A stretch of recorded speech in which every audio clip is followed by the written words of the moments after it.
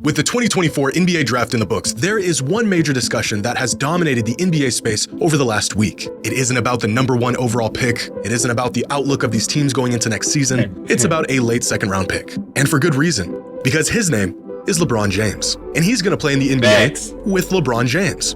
It's a weird and unprecedented circumstance that the NBA has never encountered before. A player who many fans consider to be the greatest of all time playing in the NBA with his own son. A story so strange, you'd think the NBA scriptwriters outsourced their work to ChatGPT, picked the most batshit result, and called it a day. But after 2 years of speculation, we now know with certainty that Bronny James will be an NBA player. And right on cue, the criticism of his merits and value as a future player in the NBA have already came pouring in. Scouts and GMs claiming Bronny as a prospect isn't even worth using a late second-round pick on, and that the real value lies in his last name and the leverage it comes with. But how valuable is a second-round pick, really? And is Bronny a legitimate NBA player, or is he only in conversation solely because of who his dad is?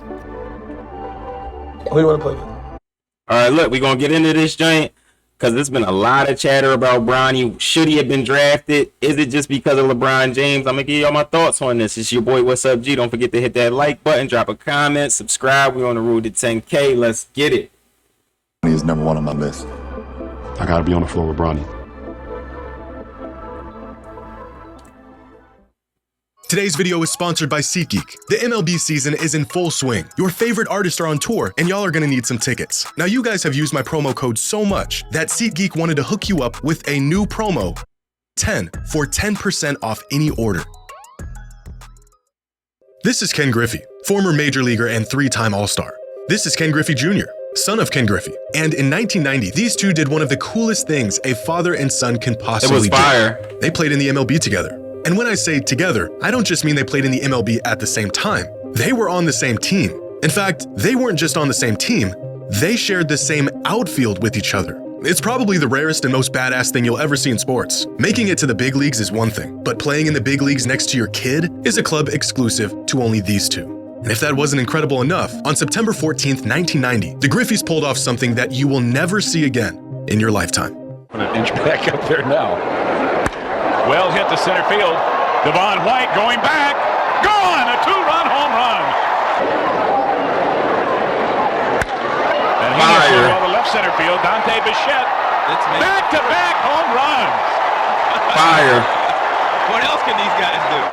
The Griffeys were great, and they were the first and only father-son duo in the history of Major League Baseball. But they weren't the first father-son duo in professional sports. This is Gordie Howe, one of the greatest players to ever touch the ice. That's fire, he won 4 Stanley Cups, 6 MVPs, held the NHL record for total career points at the time of his retirement, and is a member of the NHL's 100th anniversary team. Gordie had an incredible pro career as a hockey player, and yet out of all of his accomplishments, the coolest thing he ever did was this. This is Mark and Marty Howe, Gordie's sons, and he played professional hockey with them in both the WHA and the NHL for 5 seasons. Now, if you're thinking, that guy looks a little old to be playing professional sports, you're right. Gordie began his career in the NHL in 1946 when he was just 18 years old. By the time he retired for good, he was 51. A career that stretched from the 1940s to the 1980s. And only with a career like this can a player even have a shot at playing in the league together with their son.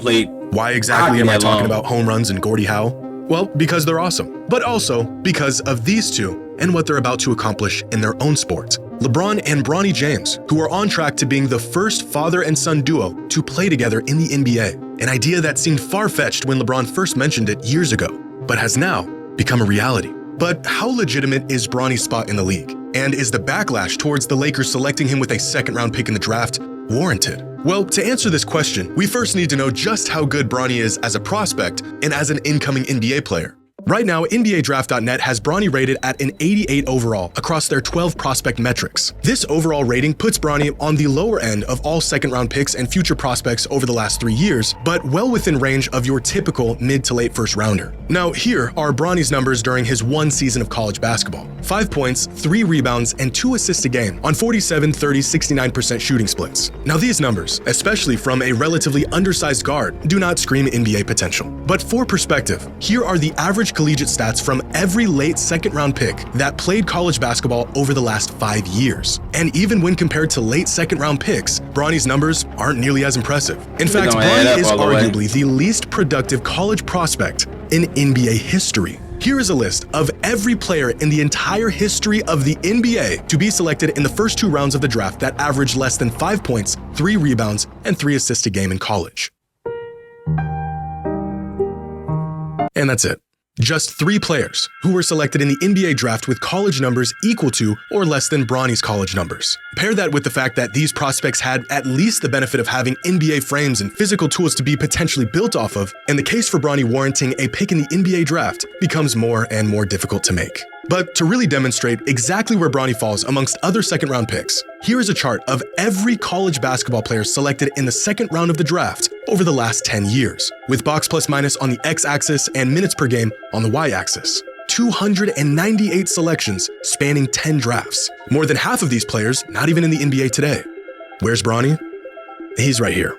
Most late draft picks, even the guys who go on to not even make a roster in the league, were first or maybe second options in their college program. Bronny, on the other hand, was an undersized rotational player on a sub-500 team. It doesn't take an NBA scout to know that Bronny James's collegiate career wasn't that of your typical second-round draft pick. But how good is the typical second-round pick?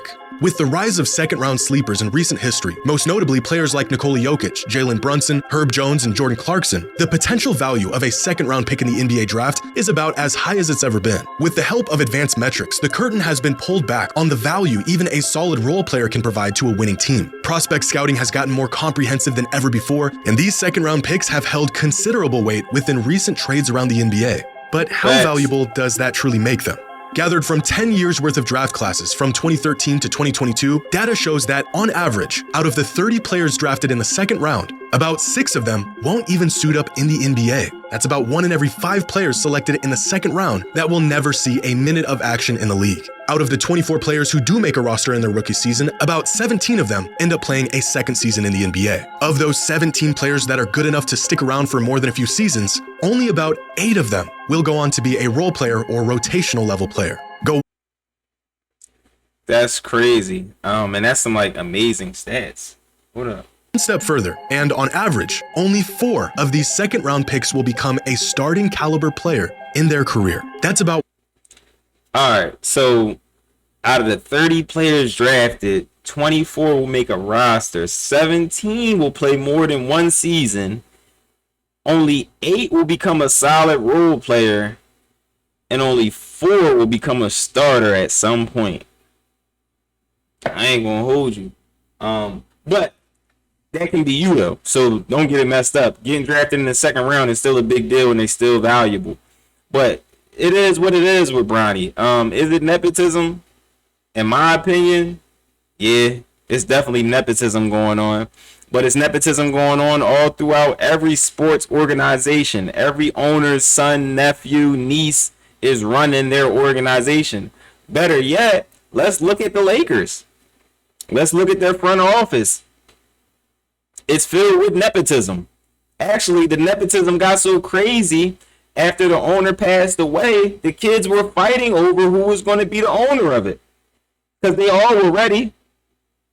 They all felt as though they should be the ones to do it just because it was so much nepotism going on in the front office. Then some people would say, running an organization is different than playing on the team. But when you LeBron James, man, you done carried the whole league on your back. It really ain't no difference, my boy. Let's get back to it. 1 in every 8 players selected in the second round. And finally, of the 298 players selected in the second round of the draft from 2013 to 2022, only 2 of them became All-Stars.